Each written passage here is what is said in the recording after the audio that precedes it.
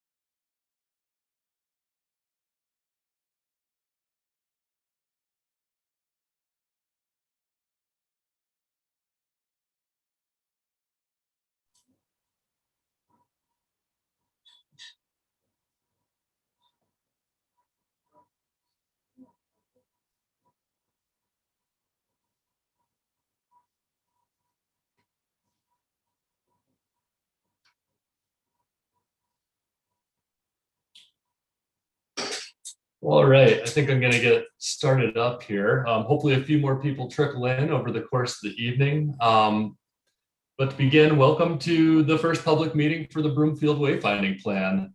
My name is Mark Ambrosi. I'm a senior transportation planner for the city and county of Broomfield. I'm joined tonight by Trung Vo, who is our lead on the consultant team, Tool Design. And we're going to begin this evening with a presentation and a number of poll questions for as we go through this. So I encourage you to, if you have any questions, to enter those at the bottom. There's a Q&A function, and you can click that button and ask questions, and we will either have people respond as we're going through, or we can address those as we move forward in the meeting. So once again, this project is brought to you by City and County of Broomfield. The consultants helping us on this project are Tool Design and Apex Design. So just to begin and kick off the meeting tonight, I'd like to just ask, what is your relationship to Broomfield? And so I'm just going to open the poll quickly. I'm going to allow panelists to join in tonight too, because I think we have a few of those. This will be open for a few seconds here, but please enter your information and click submit when you're all set.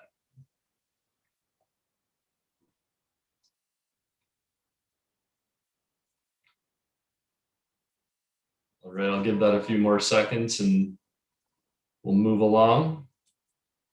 All right. Thanks for responding. So yeah, it looks like most people at the meeting tonight live in Broomfield. We have one visitor joining us this evening, and I'll share those results here on the screen just briefly, and then we'll move along. All right, so The second poll question we had is just a little curious about how you heard about this open house. So in future meetings, if they're online or if we end up being able to have those in person as we move forward, we have a better idea of the best way to get in touch with folks. So in just a moment here, I'll launch the second question.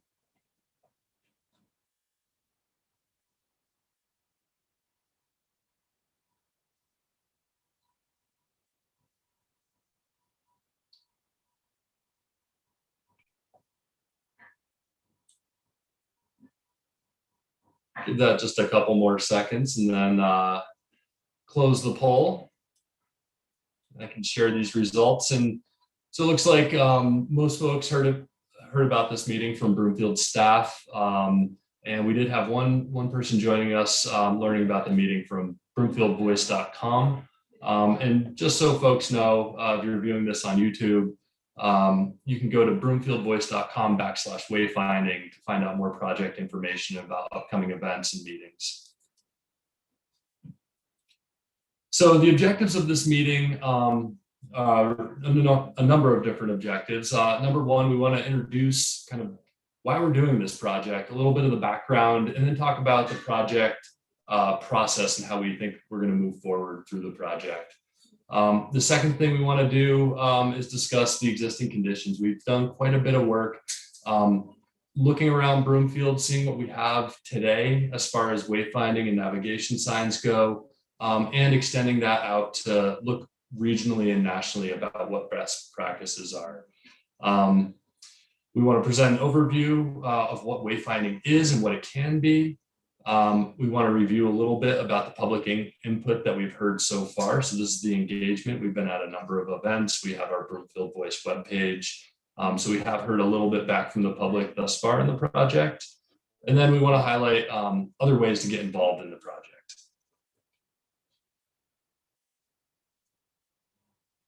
So to start out, I want to talk a little bit about how we got here today and why we're doing this project. So this plan was really born out of a plan that took place and wrapped up in 2019 called the Pedestrian and Bicycle Assessment. Broomfield did this plan because we were hearing from the public that we needed better pedestrian and bicycle facilities. One of the big things the assessment identified was a community-wide low-stress network for active modes, and you can see that over on the right side of the screen. This is the map it generated. It identifies the low-stress routes in the community. It also identified the need for wayfinding to help users of this network navigate around it and stay on it. We do recognize that there are some other streets in the community that are less hospitable to walking, biking, scooting, and other active modes. So we want to make sure that people can stay on this low-stress network. It also looked into existing guidance for wayfinding in Broomfield, or we looked into existing guidance for Broomfield, and the wayfinding is really limited currently in our plans and codes. So we don't have a great idea about, today about what our standards need to be, what the branding needs to be, and where people want to go. Next slide. So the purpose of this plan is to create a pilot and implement the purpose of this plan is to pilot and implement a community-wide active transportation wayfinding system comprised of signs and pavement markings. So what this is going to look like is developing the branding that is Broomfield specific for this project, and develop a report with standards and specifications to guide our open space and trails and our public works department about what the signs need to look like, how they need to be deployed in the community. In addition, we want to put together some concept level plans for wayfinding deployment on some priority routes. So one of the exercises we've done so far in the project is look at this low stress network and try to narrow it down to some high priority routes that can get people around the community. We've done a little bit of that, and the next step will be putting together some actual deployment plans for that. So the schedule for this process, basically we kicked off in May or in March, excuse me, and we've been looking at existing conditions through May. That portion of the project is mostly wrapped up at this point. Between May and August, we were digging into some of the system planning. So we were identifying the draft set of low stress routes that we want to come up with those concept plans for eventual deployment of the wayfinding that comes out of this project. Now, moving forward, we are going to be starting to dig into some of the branding and the wayfinding design for this project. So this is where things start to get interesting, I think, for the public, and we really are going to rely on the public for some guidance about what your preferences are for the aesthetics of these signs, where these signs need to be directing people, and various other things. Moving into the fall, the tool design team and Apex are going to be putting together implementation guidance. And so that's going to come in the form of a report.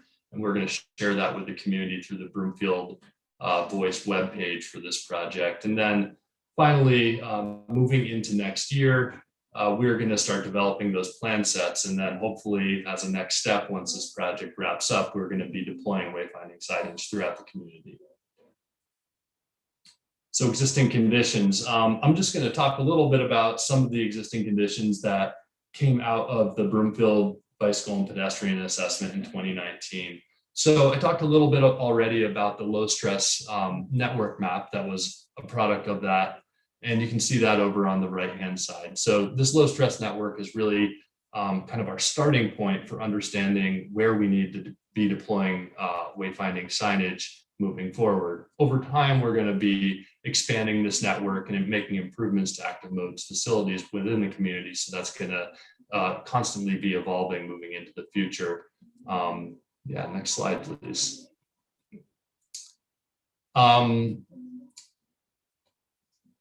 There also outlined a number of wayfinding goals, basically from guidance from the Broomfield Bicycle and Pedestrian Assessment from 2019, but also best practices. So things that we want to do with our signage in the community. We really want to have simple messages. So the signs need to be something that you can look at quickly and get the information you need from those. So they need to be clear, concise, have fonts that are easy to read, and be colors that pop for people so that they don't have to search around for the signs. Predictability. So we really want to help users of the active transportation system in Broomfield and that low stress network quickly anticipate and absorb information about where they want to go, how to get there. And then finally, providing connections. We need to communicate the direction and distance to other areas, trails, and then key activity centers within the community. Slide. Now I'm going to turn it over to Trung to lead us through the second half of the presentation. Thanks, Mark. Good evening. My name is Trung Bo with Tool Design. And thank you, Mark, for setting the groundwork for why this project is so important. What I'm going to do in the next couple of minutes is just talk about what we see out there today, and then talk about what wayfinding is, why is it important, and then go into what we've heard so far from the public. So if you're watching this as of this was recorded on July 15th, we're right in the middle of all this activity with the public gaining input and feedback about what the wayfinding system should be from a network perspective, and then also thinking about what are the priorities, what are the priority locations within the city and county of Broomfield. So to start, I just want to point your attention to some of the existing wayfinding that's out there today. And you've probably seen, if you live in Broomfield or have visited Broomfield, you've probably seen these signs. And so there's already kind of a visual language for the open space and trails facilities within Broomfield. But there's also other wayfinding within the city and county of Broomfield that isn't specific to open space and trails.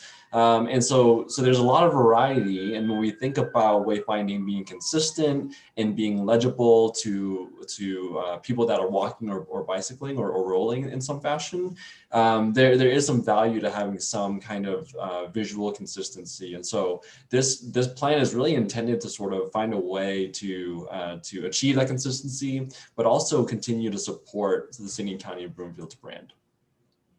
So let's just dive into wayfinding really quickly. Wayfinding is kind of a nebulous term to describe things that help you get from point A to point B. So this plan is specific to active modes. So that's biking, walking, any kind of rolling, jogging, that kind of thing. And so we're really thinking about sidewalks, trails, and on-street bike facilities.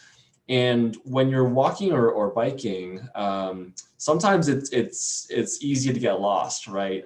Especially when the trail doesn't continue for the entire length of your trip. And so wayfinding is intended to point you in the right direction, basically, to let you know if you're on a wayfinding route, to point you to a destination that maybe you're trying to get to, and to basically communicate the sort of visual network of signs and markings that are on the pavement to help you get where you're going. So basically, we don't want anyone to get lost, especially when they're walking around and bicycling around Broomfield. There are a couple of different primary components when it comes to wayfinding, and there are different wayfinding sign types that communicate different things. And so in some cases, it's going to be a directional sign, which points you to a destination. So maybe you're trying to get to the library, so turn right to get to the library. In other cases, we use confirmation signs, which are basically there to kind of remind you, you're still on the wayfinding route, you're still good. You don't have to worry, you just continue, and then you'll eventually encounter another sign to get you where you're going.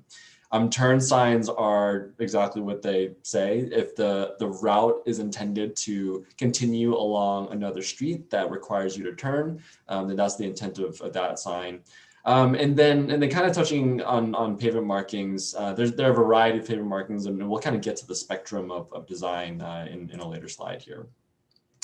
So when we think about signs and markings in the public right-of-way on streets, there is a national guidance document called the Manual on Uniform Traffic Control Devices that really informs a lot of what we can and can't do. And the idea is that the wayfinding sign needs to be accessible, it needs to be visible, it needs to achieve all of these things while still maybe having a local flair. There's a range when it comes to doing something a little bit more traditional, more conventional, kind of by the book, the MUTCD book, or maybe going in a direction where there's a little bit more, maybe a bit more color, maybe the sign backs are different shapes, maybe there are more artistic elements to the signage. And so what I want to do right now is ask you what your preference is. Do you prefer the more conventional sort of white lettering and white arrows on green backs? Or do you prefer something that's a little bit more conventional, a little bit more or flexible, a little bit more artistic? So I'm going to launch that poll, and I would love to see what the folks in the room think about this MUTCD spectrum when it comes to signs.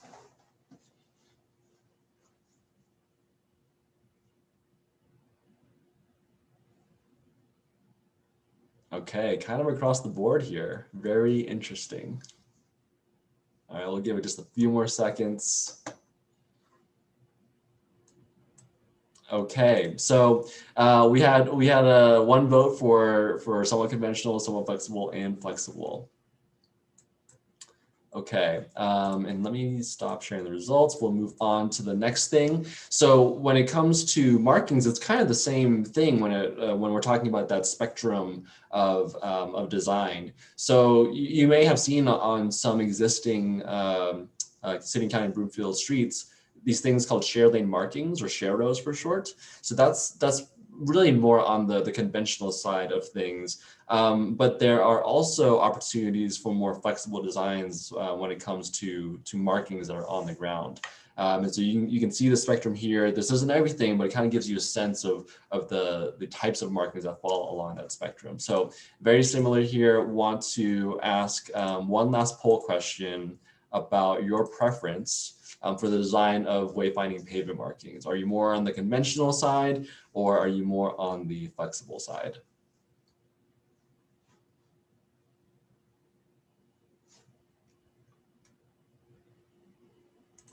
So no surprise here, kind of across the board again. Thank you for participating in that polling exercise. So what I want to do now, that's basically the basics of wayfinding, right? We want to help people get from where they're coming from to where they're going to. And I want to give a quick overview of what we've done so far. There's been a lot of work that we've done to engage the public. We've been trying to be as inclusive and as accessible as possible. So starting on March 31st, we convened this group of stakeholders called the Wayfinding Working Group. And they're basically the steering committee, the sounding board for this entire plan. And we're going to be meeting with them 4 times over the course of the plan. In April, we presented the plan background and the context of the Transportation Forum, which comprises Broomfield City Council, Colorado DOT, Department of Transportation, as well as the Denver Regional Council of Governments and the Regional Transit Agency, RTD. And then we made a presentation to the Open Space and Trails Advisory Committee. They're a key player in this planning process, and we're also going to be including presentations to them over the course of the planning process. And then June is really the public launch, the public sort of kickoff for this plan. And so we launched the webpage on Broomfield Voice. The online map survey is also available via the Broomfield Voice page. And so if you haven't had the chance to check that out yet, please check it out. There are some survey questions and an interactive map exercise that's really going to help us think about where signage should go and where marking should go. We did a big sort of multi-location launch on June 5th. That was a Saturday for National Trails Day. We had a couple tables set up, basically just talking with folks traveling along trails, and then also got to engage with parents and their kids at the library summer reading at the library. And then another presentation to the Broomfield Transportation Forum. We attended Brouhaha on June 12th, and it was really great to see so many people out enjoying Broomfield, enjoying the weather, enjoying the music and the beer. And then on June 28th, Mark himself actually went out and installed these paper survey drop boxes and some of these yard signs. You may have already seen these, but the idea is that in order to be inclusive, we wanted to allow an option to engage with the process without having to use the internet. So at community centers, the library, folks might run into these white paper survey boxes, and then there are paper surveys both in English and in Spanish next to those. And so folks that aren't able or don't want to visit the Broomfield Voice webpage can engage in that way. And so here's just a few pictures from I believe this is from Brouhaha. And we got to speak to a lot of people. It was dozens of folks kind of out and enjoying the festival. As of July 7th, we've had a couple hundred people visit the Broomfield Voice webpage, which is really great, really exciting. And our hope is that once you visited the webpage, you will also share it with your friends and family. We want to make sure to get as much input as possible, especially at this stage of the planning process. The online map, as of July 13th, so a couple of days ago, we had a couple hundred people that visited the online map, and there's information on there as well. And then we had a couple dozen folks or 10 folks that completed the online map survey with a couple dozen different responses to the 3 different maps. We were also very pleasantly surprised to have received already 60 paper surveys in the drop boxes. And then we estimate, I think this number is probably higher potentially, but we think that the interactions that we have had as a project team with the public is in the 50 or maybe even 60 or 70 range. So the input that we've got so far, we've had a chance to sort of look at it, synthesize it, think about what it might mean to the planning process, to the wayfinding system design. There's really three different buckets here. So on the destination side, we're trying to get a sense of what should go on these signs, right? So we're hearing a lot about, of course, the parks and open spaces, trails, thinking about transit centers and churches and libraries. And then the second bucket is locations of where the trails should go. So we're getting feedback and input about where folks get lost, where folks want signage to help them get where they're going. And then finally, the third bucket is the routes. What are the most common routes that people are using?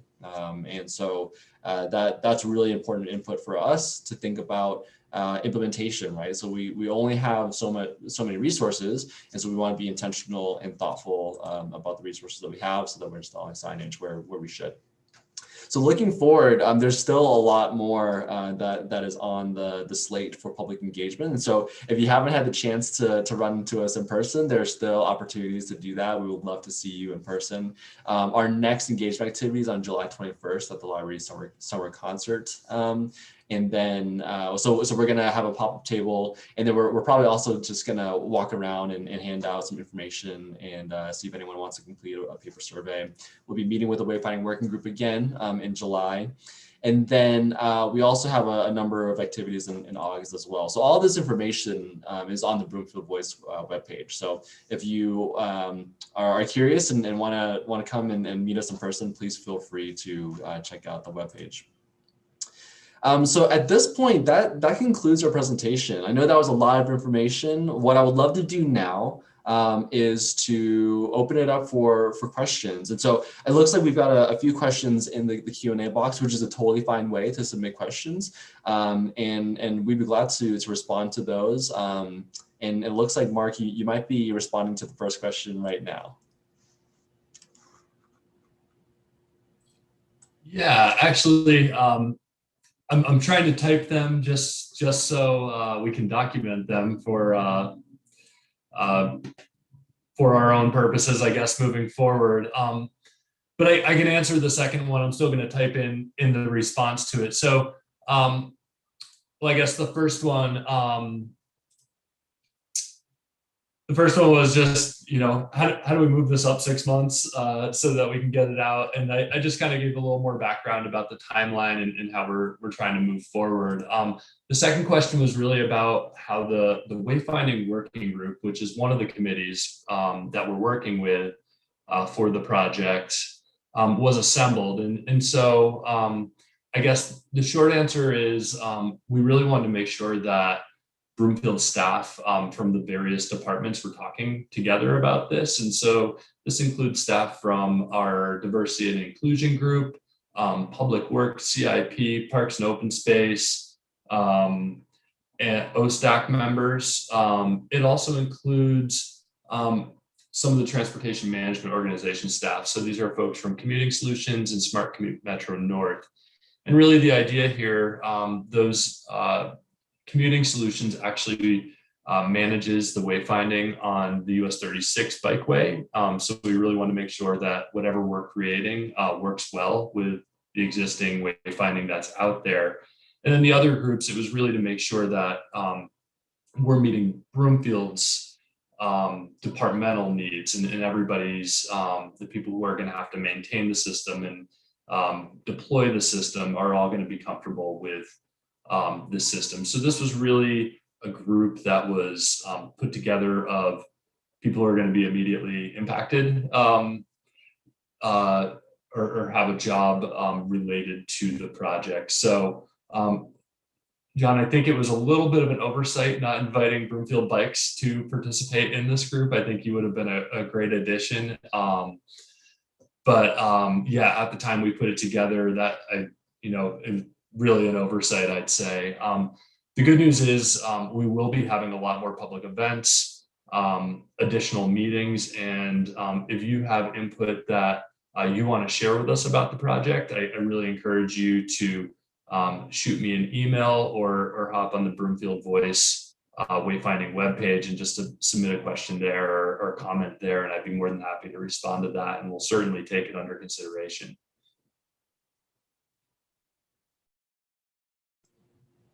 All right, so are there any other questions or comments at this point?